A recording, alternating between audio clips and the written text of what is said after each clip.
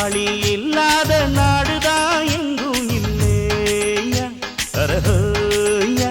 அவன் உழைப்பாலே பிழைக்காத பேருதான் எங்கும் இல்லையா அரஹோயா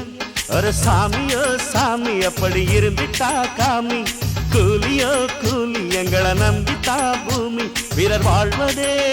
எங்க வேர்வையில் தான் உழைப்பாளி இல்லாத நாடுதான் எங்கும் இல்லையா